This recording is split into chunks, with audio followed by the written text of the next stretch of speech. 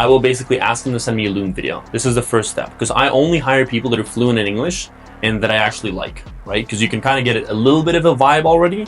So I do that. Everyone that sends me a Loom, if I like them, I'll invite them to a first interview, right? So off of that, I can kind of gauge if we're actually going to get along well, if they're qualified, if their English is as good as it was in the video. Because people can read off a script, seem really, really good, but you bring them on the interview and they're like, and they don't really know how to talk or know how to speak English. Yeah. So.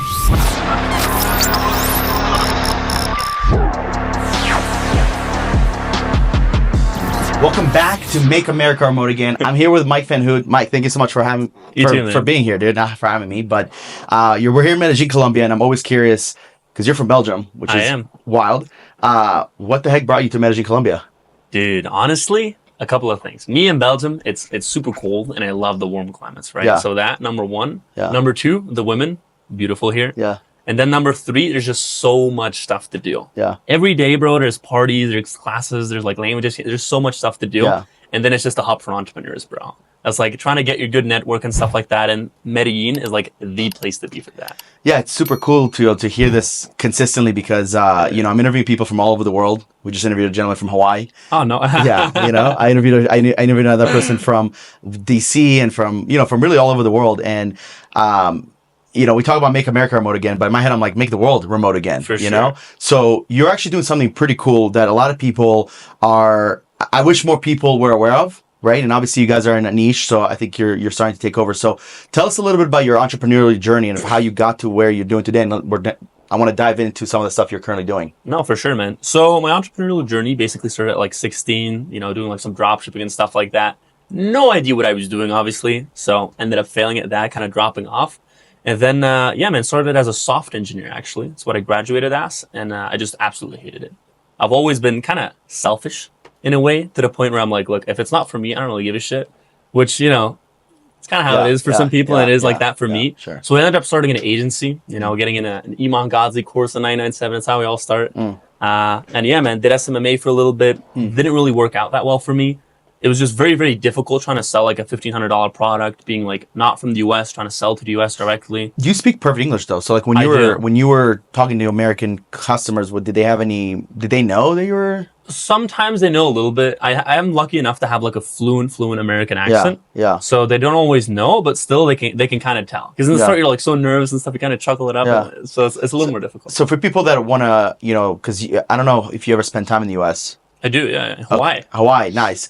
Before you learned, as you grew up, did you spend any time in the U.S.? Because you speak No, never. I thought you were like a guy from Montana. I had no idea you're from. Yeah. So how did you perfect it to the point where it's like, where is it now? Honestly, dude, I never even actually tried to do it. It just came naturally. Back in the day, I used to be like a video game addict. Yeah.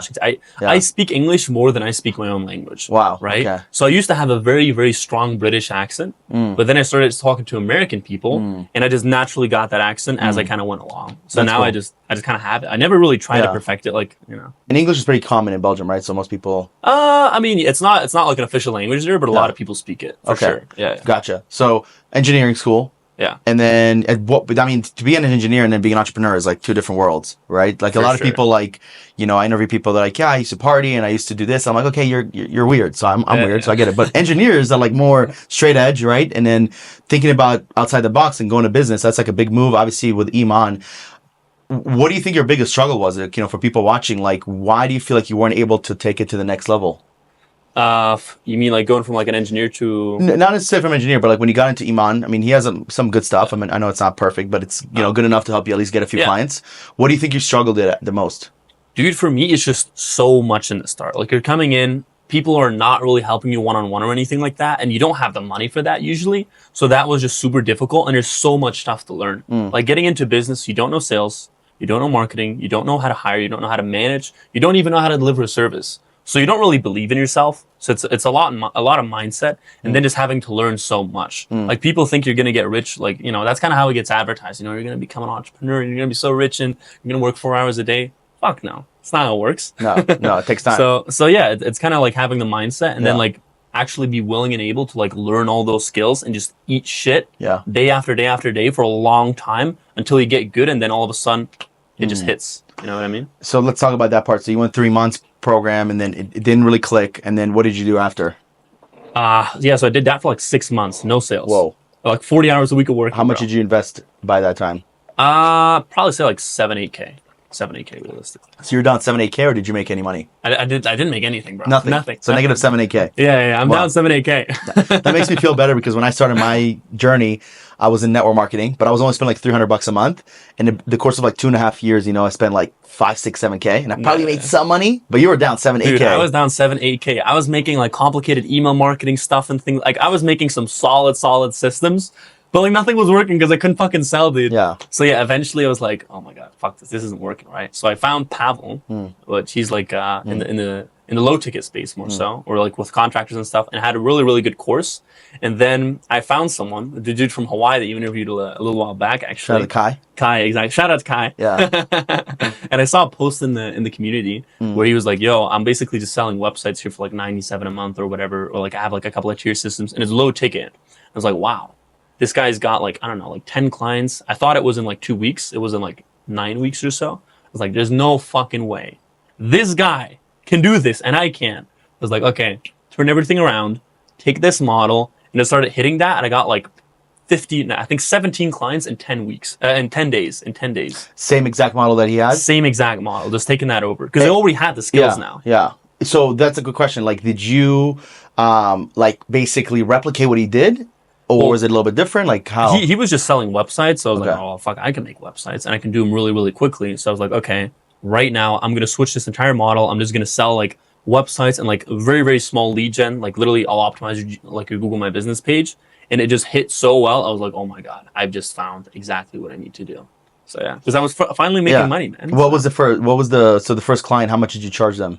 $297. $297, bro. And in your head, like once that direct deposit hit, it's like, holy shit, this is real. Dude, it's like, I was like so weird on the call. I'm like, so are you like ready to go? I'm like fucking shaking, dude. I'm like so nervous. I'm like, he's like, yeah, he just gives me his card. I'm like, wait, what? There's no way this happened, bro. It's like such a life-changing moment. 100%. That first one. So you got your first client, $297, $299? $297. And then from there, you're like, okay, I'm going to go get some more clients. Exactly. Right? So you got about 10? Is that right? Like 17. 17? Yeah. And how long? In 2 weeks? In like 10 days, bro. So less than 2 weeks, which is sick. So that made you feel like, okay, this online marketing is actually, it's real. Damn, this stuff's fucking real, dude. Yes. Yeah, that was nuts. And then at what point were you like, I want to do more than just what I'm doing? Did you get to a point where you weren't able to scale from there, or? I knew very, very quickly, like, there's no way, like, I've got 17 people now I need to fulfill on. There's no way I can do this myself, right? Like, the fulfillment's pretty easy. It's just building a website. So I built one out myself in, like, Go High Level, like a template. And then I was like, okay, cool. Now I need to get a VA, like, today. So immediately went to, like, onlinejobs.ph, classic. And literally, like, did a couple of interviews and got me, like, a pretty decent VA. So nice. Yeah, Online Jobs has a lot of amazing people. There's also a lot of not so amazing people. Yeah, you gotta be critical. Yeah, 100%. So what was the first person you hired? Fulfillment VA. What were they doing exactly? Building websites? So I basically literally gave him a website. I was like, look, I need you to make this. And I made like the most basic SOP I possibly could to like just get it done quickly, because I was still taking a bunch of sales calls and like doing outreach and stuff like that. And I kind of made him figure it out, honestly. And how much were you paying him? Ooh, I was paying him like $6 an hour, but project based. So he wasn't even full time. Got it. So what was he working like 20 hours a week, and then? Literally, as I got a project, I'm like, okay, cool, nice. I got a project. Tell me how long it took, and I'll pay you that. So, I love it. I love it. Wasn't paying much at all. So then you got the websites, and then you're in the seat not because you built a few websites, right? You're in the seat because you're doing something really cool that a lot of people are. I think that they need to like open their mind to, because it's so possible. So how did you make the transition into what you're doing today? So what I'm doing today is still very, very similar, because I'm still building the websites and stuff like that. But the transition I made is just to make it more sticky. Because honestly, in the start, I thought my business was about to collapse in like 2 months. I thought everyone was going to leave, which surprisingly was not the case. So I started basically building it out to be more of a system that would be stickier and stickier and stickier, so that we can just get like recurring revenue without actually having to like continuously fulfill. Because that's what a lot of the agencies and stuff have issues with. Exactly what an agency does. Yeah, that's exactly what an agency does, and I didn't want to do that. I tried it out. I was like, wow, I absolutely hate this, because I don't like managing a ton of people. And this model just allows you to get recurring revenue where you actually have like your time and location freedom, and it allows you to only have to fulfill once because everything else basically gets taken care of. And then the recurring, they're paying you just for like website. Yeah, they're literally just keep paying like $300 a month, and it's also low ticket. So it's like, okay, now if a client, like if 5 clients leave, I'm like, I don't give a fuck. Yeah. Like it's fine. Like I don't really care because it's not that high of an impact. If 5 of your agency clients leave, it's like, oh, we just took a huge dip in your revenue. They're paying you for website management. So if they leave you, do they stop having a website? Like, yeah, so the website gone in the wind if they leave, basically. So that's the thing. We have like a phone number with like automations attached to it, like a bunch of systems. Yeah. And if they leave, they basically lose everything. Right. And you're building everything through Go High Level? Yeah, literally everything's in Go High Level. Okay. Yeah. And then now you're working with a specific industry, right? We're working with specifically contractors or like home service businesses, basically. Gotcha. Yeah. How did you get into that industry? Was that the first people you got as well? That was just the first people I got, honestly. And you're like, I'm just going to keep doing it. Yeah. Because that was Pavel's industry, what he kind of preaches in his community. I was like, okay, cool, I'll try contractors, see how it goes. It's also hundreds of thousands of them, right? There's millions of them. Because there's so many different home service businesses that you can work with. Roofers, kind of home, like even like cleaners, plumbers, electricians, like there's so many. I was like, okay, this is perfect. You'll never run out of people. Exactly. That's one of the biggest ones is like, why would you go after, and that's why I always tell people, stay away from med spa. Even though med spa is great. I know a lot of people that made a lot of money in med spa. I just don't recommend it for someone to date to get into med spa. Right? There's like a few. There's like 100,000 of them. Not maybe even 10,000. There's 10,000 med spas. Oh, that's actually 12,000. Yeah, whoa. Which is crazy because we know a lot of med spa agencies. Like I know like 7. I'm like, these are something that I personally know. So you got into contractors. So you're doing the websites, and then how did you make them more sticky? What does that mean exactly? So making them more sticky, basically, what I mean by that is making it harder for people to leave. So in the start, it was just a website. Cool. I don't get any leads from the website. Well, okay, I'm gone. Right? So there's no real consequences because like they could get a guy off of Fiverr to build them a website from Afghanistan for like $100, right? And that's a one-time thing. So they're like, well, fuck, that's a bit of an issue. So what we basically did is we started adding more features. So missed call text back, right? To help them get more leads. Automatic lead follow-up, like when someone actually initiates with the website.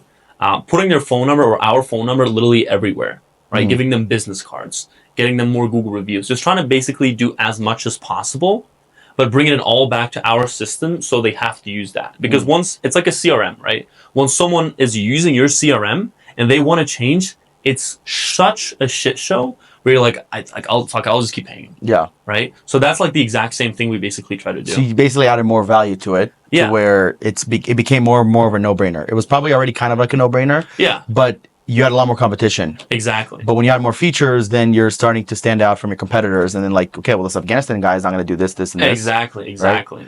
Interesting. Because I've had people ask me that, like, why would I hire you compared to like someone off of Fiverr? Yeah. And back in the day, I could be like, well, I don't know. Yeah. Because there was no real reason. But now it's like, well, you get all of these things, which I don't know any other company that's offering all this stuff that's out there. So. And sitting today, how many total clients do you guys have? I have like 60-ish, 70 active clients right now. Nice. So that's what, about it's like 20? Yeah, like 15, 17K, something like that. It's pretty nice. So how long did that take you to get to 60? Not super long. That probably took me like 8-ish months. And that's like kind of being on and off. Like I tried SMMA again between that period. I realized I hated it. Yeah. Like if you really, really focus in and dial in, like you can do this pretty fast. Honestly. Yeah, it's cool because, man, I usually interview like people that are doing a lot more. Not gonna lie to you, it's both you and Kai. But what I love about what you guys are doing is that you guys are you're doing low ticket. Yeah. It's super scalable and it's more profitable. For sure. Because you guys don't have a big team. How many people do you have right now? I have 2 people right now, and I'm hiring a 3rd. Yeah, and Kai blew my mind. He was telling me like, dude, I can get this to like 500 clients, active clients. For sure, 100%. I 100% agree because it's such an easy thing to sell as well. People like they just come on the call and they're like, oh, let's give it a try. Here's a credit card. You don't have to go through a whole sales process where it's like takes 45 minutes to an hour. Exactly.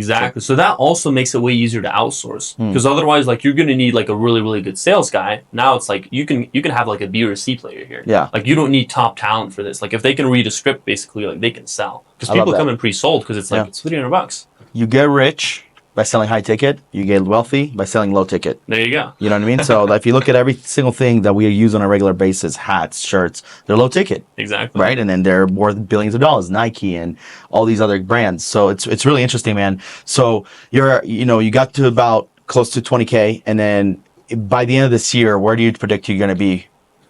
Oof, that's a good one. I'm still actively trying to like scale this pretty hard, and I'm really going into my scaling phase like right now, trying to hire a setter and stuff like that as well.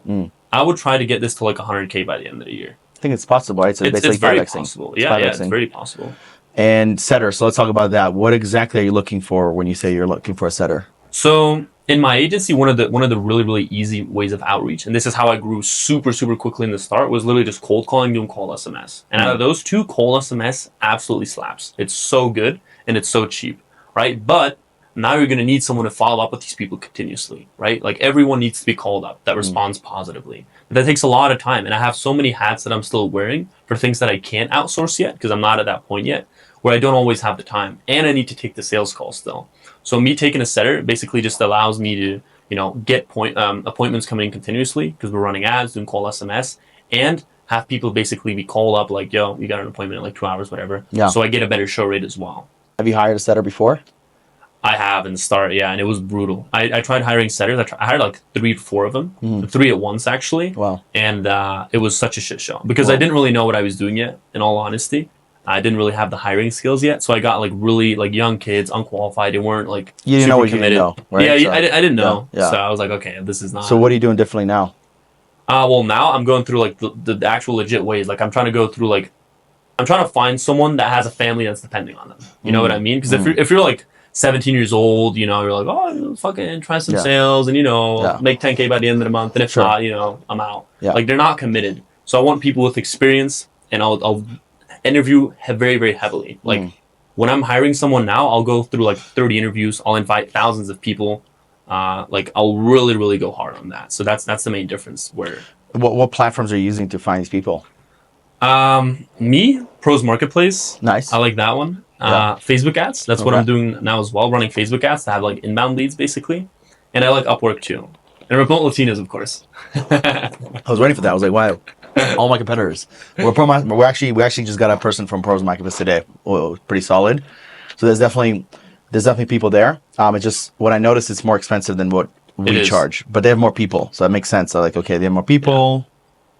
Yeah. We're gonna charge less than they have. Yeah, you know what I mean. That's exactly what I'm building. I want to build like a marketplace for all sorts of talent in Latin America, from setters to closers to cold callers and other positions for people like you that want to go through the process. And someone like Kai was like, dude, I don't fucking want to do this bullshit, just put me in front of an interview. So he interviewed someone yesterday and he's interviewing someone tomorrow, and hopefully one of them is exactly what he's looking for, because that'll be like his second or third interview. So you're in a place in your business, if you there's 2 ways I see this. You're building your current hiring process, right, which is good. Exactly. So Todd, walk me through what that hiring process is. So you talked about some of the platforms. What else are you doing to make sure that you don't make the same mistakes before? You mentioned also hiring someone that has a family. What else are you currently doing? So what I'm basically doing is, the first thing I do is I invite as many people as I can, right? Like I'll go max follow and invite thousands of people if I can. So that goes on all those platforms. I will basically ask them to send me a Loom video. This is the first step, because I only hire people that are fluent in English and that I actually like, right? Because you can kind of get a little bit of a vibe already. So I do that. Everyone that sends me a Loom, if I like them, I'll invite them to a first interview, right? So off of that, I can kind of gauge if we're actually going to get along well, if they're qualified, if their English is as good as it was in the video. Because people can read off a script, seem really, really good, but you bring them on the interview and they're like, and they don't really know how to talk or know how to speak English. Yeah. So anyone that's good from there, that I like just ask a couple of questions, because I go more off of vibe, to be completely honest, depending on the role as well, of course. Yep. I'll invite them to basically a second interview. So usually I'll just do all my first interviews first. I'll have like 30 of them. Then I look back through all of them. Okay, who did I think was like the most qualified, and the people that I think are the best fits, those I'll invite to a second interview so that I can make a final decision and like hire one, for example. Interesting. So I'd love to give you some tips here, because it's not bad. I think that you would save yourself so much time if you hire remotetinos.com. But besides that, you would save yourself so much time if you send them the Loom video, but also the resume. Hopefully are you doing both? Or just I get a resume, but I don't really look at it that often. So resume does help, because what you want to look at patterns with resumes. Specifically, what I look for is inconsistencies in resumes. So a lot of times I've literally not hired someone if they have a huge gap. So if it says 2018 to 2021, I'm like, oh, that's pretty good. And 2021 to 2023, and then nothing else. I'm like, what happened last year? Either 2 things happen. Either they worked jobs and it didn't work out, didn't want to put it on the resume, or they didn't work. Right? So I'm immediately like, what a second, what happened here? So actually not looking at a resume for any job is you want to see inconsistencies. That's it. I'm not like breaking it down to like, what was your, every single thing, but at least I have like, what is the inconsistencies? And also obviously I want to pay attention to the specific skill set that they have. One, and other things, before I have anybody doing any sort of interview, if I was in your shoes, I have a team now that helps me with all this stuff, but I have them do a skill test. So the Loom video is good. The people that do the great on the Loom video, especially with the like for an appointment setter, for instance, for an appointment setter, it's tricky because what I like to do is to provide them a script and then do the role play on the call. So that's one way. Or you can just have them do a personality test, right? And they're not, even just doing that test, two things you're going to find out. One, you're going to find out people that are completely like off, like with a DISC assessment or 36 personalities. You're like, yo, your personality does not match what I'm looking for. Right. And in the video, I didn't, wasn't 100%. Now this like solidified that I'm not going to interview you. And then two, people don't complete them. It's like an extra layer. You want to catch laziness, right? Because if they're not going to do a test that takes 20, 30 minutes, not even like 15, 20 minutes, they're probably not going to take 100 calls. They're probably not going to do follow-ups. They're probably not going to do all these things. With appointment setters, what I like to do is I'll do the first interview. If it goes great, find out about them, do culture, whatever. The second interview, I give them a script to study, and I usually want to do it within 24 to 48 hours. And I want them to study the script and sell me on my service, because I want to see how much training they're going to need. You see me? Does that make sense? That's solid, actually. And then I'm like, oh, whoa, you're going to need a lot of training because maybe they're stuttering, maybe they didn't study the script.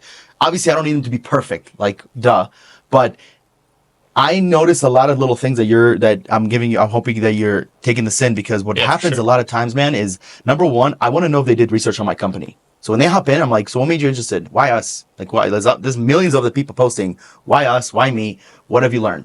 And I have, obviously, if you go to my Instagram, you go to remotelatinos.com, we have shit ton. If you don't know anything about us and you come to my call, I don't need you to know my whole story.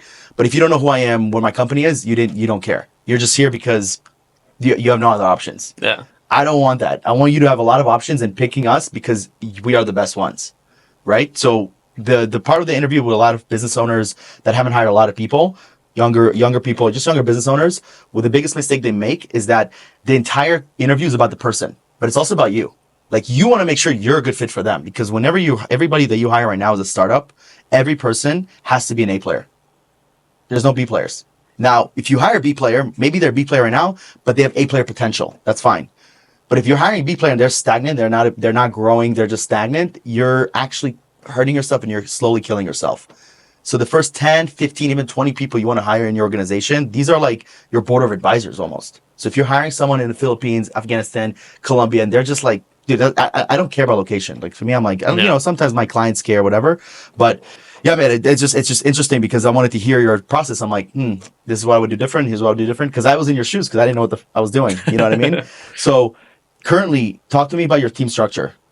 So the structure I have is pretty straightforward. I have one fulfillment VA. Okay. So they're all on full time. Everyone I have is full time right now. And I have one CSM to basically take care of all the client complaints, take care of onboarding calls, so I don't have to do any of that. Yep. And then now I'm bringing on an appointment setter, which is specifically just going to set the appointments and make sure people show up. And then you do the sales calls. I do the sales calls for now still, yeah. Okay, cool. Yeah, I was telling Kai, which I want to actually dive into that as well. Eventually, you guys can easily remove yourself from sales. Like, once you have the processes in place, like, you don't need an A player. You probably, like, you do want an A player of some sort, but an A player effort. You don't need an A player salesperson. Yeah, for sure. Not. That's why I'm kind of the setter I'm trying to hire right now, I'm trying to get someone that's fairly good so I can make them a closer potentially in the future. And you know what you do is, on your job description, you call this role a hybrid closer. So you make them, they come in for the first 30 to 90 days, they're setting. If they fucking crush it, then you got to think, okay, in 30 days I can move you in sales. I like to give them time that at least within 90 days, train if they do really well setting, and then within 60, maybe month 2, month 3, then I transition them to sales. But they already have that expectation. So I did that. My closer's been with me for over a year. And then I did that again. And then I was like, wait a second, I don't need a second closer. And the girl's like, wait, but this was a hybrid closer role. And she left me. Right? So I realized, I'm like, oh shit, I just need a setter now. I don't need another closer. Now, today, I need another closer, right? So just, you're at different stages in your business. So if you're looking for a setter that wants to be a closer, creating a hybrid role and making it very clear of your expectations. So that way, when they read it, they're on the same page with you. So you have the CSM. So you have a small team, man. So what, 4 of you guys, basically? Yeah, four total. Yeah, 4 will be 5. Included, Yeah. Okay, interesting. And then you want to get to 100K a month. So how many clients would you have to be at? That's about 340. And all your client 340 sounds like a lot, by the way. But it's not though. it's not because of it's low ticket, right? Because it's lower ticket. All of your clients come from paid ads. Right now, yeah, but I'm starting up cold SMS again because honestly, it was by far my best outreach method. I don't even know why I stopped it. It's like stupid looking back at it, and I'm starting it back up because it's so cheap, and the volume of people I can bring in is like insane. So you close to SMS, but paid ads has been like one of the main ones. Yeah, that's been the main one for a little which is bit. interesting because it's quite the opposite of what I was teaching and was taught, because paid ads is like it costs money, and if you don't have return, you're going to lose money. So that's very cool. So here's my question. You know, I interviewed Kai a couple weeks ago when there were people watching this episode, and then obviously I'm interviewing you, and you guys are in the same industry, basically doing the same thing, but you guys are not business partners. We're not business partners, no.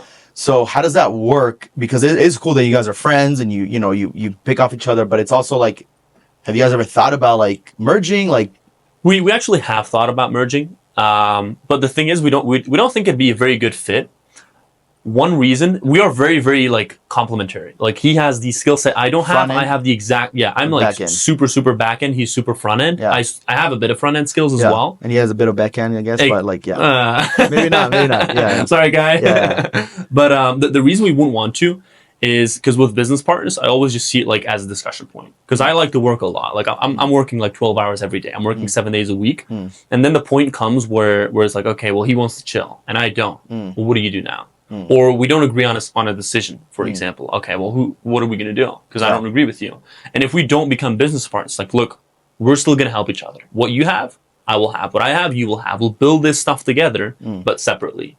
So that we can basically have the best of each other's worlds, but we don't actually have to rely on each other to make decisions. So we can do everything immediately. Like, okay, I want to do this, cool, I'll do it. You don't agree? I don't care. Whatever. Yeah. It's my company. It's really interesting you say that, because I've been in a partnership now for 3 years almost. And it's been the best and most challenging times of my life. Yeah. 100%. Like, I've never been with one person this long, because I have friends like here, I live with them. Yeah. If I want to take a break, I'll be in my room. Nothing that I do with my friends like matters in terms of my business. Like we help each other, we'll send each other clients, talk up each other, do podcasts, whatever. But when you do business, you're getting married. Exactly. That's what we didn't want to. But like, look, I'm basically getting all the good stuff from your business partner, from the business partner, and none of the bad. That's basically the relationship that I have with Kai. So that's why we're like, this just makes more sense.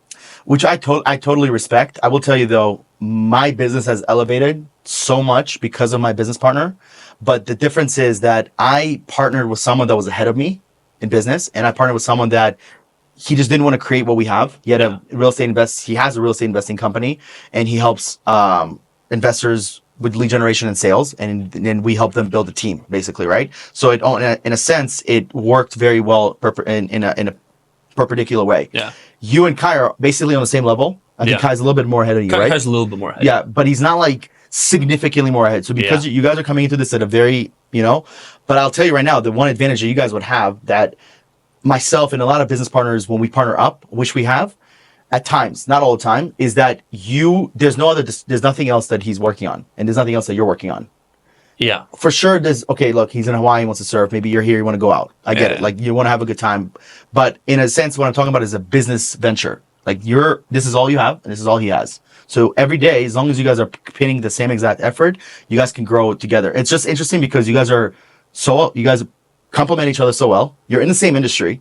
You're running almost everything the same. You get along very well. You're friends first, which is huge. For sure.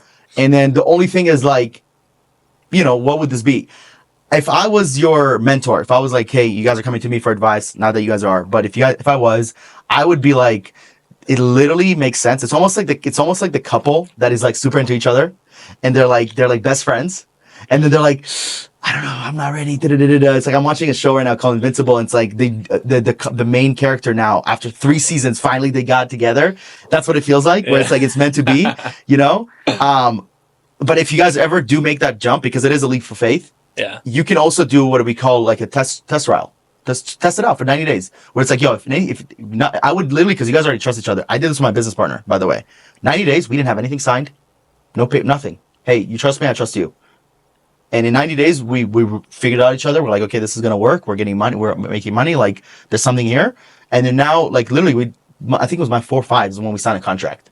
And then I was like, okay, we're all in now because I've already tested this. Yeah. So if you guys ever want to do that, like that would be one way instead of like, yo, Kai, let's do this right now, like sign a paper. Yeah, I actually like that way a lot better because I've had so many people tell me this. They're like, wow, you guys are like you would be like the perfect business partners. Yes. Because you guys complement each other so well. Yes. But it's always like, yeah, I just don't like a business partner, man. I just like, because it's also, I don't like to depend on anyone. For sure. So you mentioned you like to do everything by yourself. I totally respect that, dude. And I was doing that for a while. But like having a business partner that also has your back, where you imagine like you're not having to do any sales calls ever again. And he focuses on building the entire sales team. And then for him, you take the entire back end and he doesn't have to worry about fulfillment or client issues or anything like that. All I'm saying is it makes sense. And if it makes sense, it makes money a lot of times, right? And if it gets to a point where you feel stuck or you guys, I'm telling you the best way to do this, it's the test run, 90 days, nothing signed. You guys agree, hey, if it doesn't work out, I'll take mine, you'll take yours, we'll split it evenly, we'll figure it out. Like I already trust you, even if someone has to take a little bit more, but they'll get paid back, whatever the case is. You guys are, because once you hit like 60, 70, 80K a month and you're right around the $1 million, partnering then becomes a lot more like, you're like, fuck, like we're talking about a lot more money. Because right now you're talking about, 6 figures, which is still a decent amount of money. It's a lot easier to partner at this level than it is when you guys are where you guys both want to be a year from now. Because both of you guys want to be at 100K a month. Partnering then is like, boy, like that. And again, not impossible. And I've seen it happen. And I partnered when I was about 40K a month, 30, 40K a month. But it was much, much easier. So just, planting the seed because, I will never get into business solo ever again. Really? Yeah, never. Wow. Yeah, I'll only do partnerships. And honestly, I think 2 to 3 partners is perfect. 2 to 3 partners? Yeah. Go look. Here's the thing. I was like you. Very amateur in the partnership world. I was just like, I want to do everything by myself, But if you look at every single company that's in the Fortune 500, they have partnerships. Not a single person owns 100% of the company. Elon Musk with Tesla, Boring Company, you name it. He has partners in every single thing. Now, some of them he has much more equity in others. But every single company that I've seen, every huge agency has partners. Eddie Malouf, partners. Joel Kaplan, partners. I don't know about Iman. I think Iman has partners in other ventures. I don't know if it's on his main agency, he has partners. But I just look at like almost. Obviously, some of them are anomalies that Robbie Avubalas, the Alex Hermosis. Yeah. I get it. But they are also like, I love listening to them. They're amazing. But I would never trade lives with them. You are handling a lot of stuff by yourself. Correct. In all honesty. Yeah. It's just all it is you have to ask yourself, at what point is doing everything by myself too much? At what point am I not able to grow and scale? You might not have hit that because it's not like Kai's desperate for this or you're desperate for this. Yeah, exactly. That's the best relationship right there because neither of you guys are like, I need this, because then I would be like, yo, give me 60%.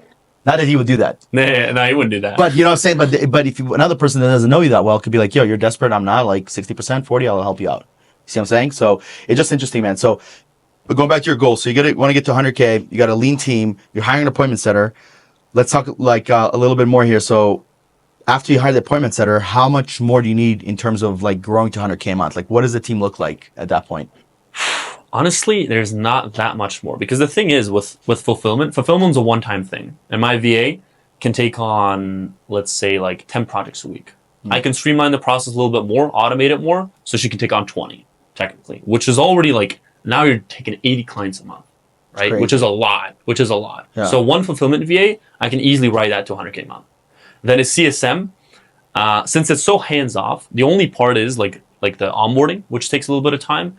Get them going so they kind of understand everything. Okay, cool. Their website's the way they want it. Now there's no support, basically. You don't need to talk to them anymore. So I could definitely get to where I am, to where I want to be, to 100K a month with one fulfillment VA, one CSM, maximum 2, and just like a setter. Honestly, it's very, very possible. That's crazy. Yeah.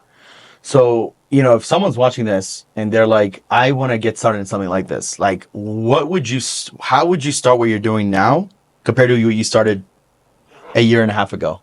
So, honestly, I wouldn't go through Iman Gadzhi's course. Start with that. I didn't say it. But I would just try to get going. I have a course myself. It's like a free community. It's like just become a DHL affiliate if you want to, and you get it. So go to someone that already knows what's going on, basically. Like you do need a mentor. Figuring it out by yourself, it's just not going to happen. Or you're going to waste so much time. I got almost all of my value, not from Iman, from Pavel. I got so much value out of there, like getting how to do outreach, how to do sales, all of that stuff. I got almost everything that I was just able to hit the ground running super, super quickly and make simple systems to get everything going. So that's honestly the main thing, and just take action.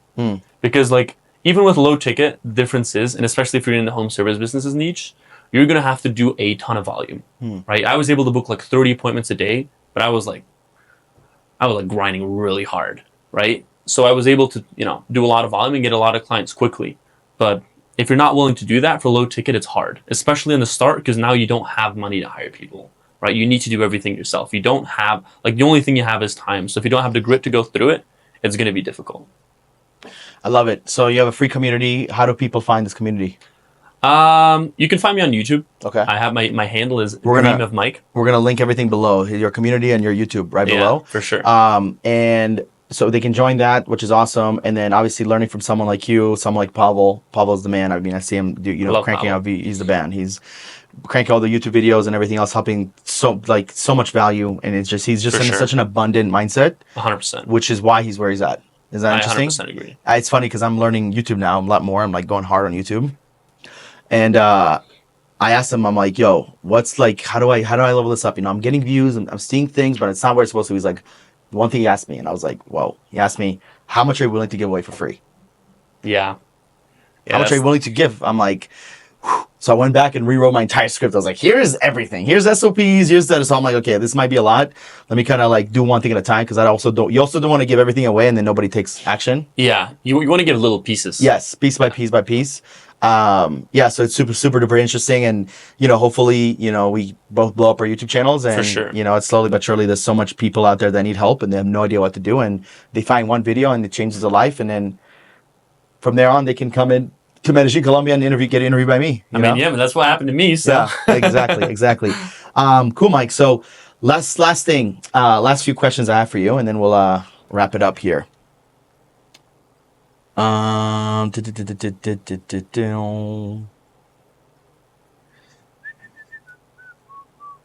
right. So let's start with what was the biggest business mistake you made to date? Trying to hire too early, and then as well trying to hiring too late. So too early and too late. What was worse? Probably hiring too late. Like my setter now, should have hired him like 4 months ago, honestly. Like, should have hired that 4 months ago. Would have saved me so much time, would have been way further ahead. I love it. Yeah, I mean, hopefully you find the right person. What's the biggest investment you made to date? 16K. Yeah? Yeah, that was Robbie Albawala. Nice.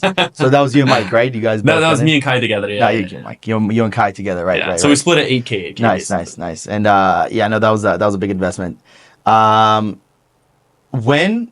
So this is a good question for you. When is the right time to delegate? Honestly, as soon as you basically can't handle it anymore. I realized very, very quickly, I'm like, look, this is not high leverage to be doing service delivery. This needs to be delegated like immediately. And then as soon as you start hating something, like right now, I hate setting. I absolutely hate it. So what happens? I don't do it. And I'm leaving a lot of money on the table. Like if you get to that point, like you definitely need to delegate, preferably a little bit earlier. What's one decision you made early in your career that changed your entire life to date? Oh, you mean in my agency career or? Yeah. Yeah, man. That's a good question. What's one decision that changed everything? I guess switching to low ticket. Yeah, that really, really changed everything for me. Because it gave me the stability. 100%. It also took off a lot of pressure, obviously, right? For sales and just like fulfillment. And you're just like, if I can just do this for $300, I can just get a shit ton of clients. Exactly. Nobody teaches this. Nope, literally no one teaches this. Yeah, they teach 3K, 4K, 5K, and then you're like asking for a lot of money. You don't know what the hell you're doing. There's so much more pressure on you. Yeah. I like it. So last one, if you had to start from scratch, everything from scratch, with no money, but the knowledge you have right now, what would you have done? What would you do? What would you do first? I would do cold calling and cold SMS. So get a free trial and go high level. Join my community, SaaScalingAcademy.com. And I would literally just go ahead and follow the course and just start cold calling. Cold calling, cold SMS. If you have like a little bit of, if you have like $100, you can already get pretty far with that in cold SMS. And that's what I would do. Because it's the easiest, it's literally how I got to like 6K a month spending like $200. Wow. Yeah. It's not bad. Yeah. Slowly but surely, right? For sure. Cool. I love it. Mike, thank you so much for your time. We are making America remote again, and I can't wait to have you back on when you're doing 100K a month. For sure, man. Boom. Appreciate Awesome. it.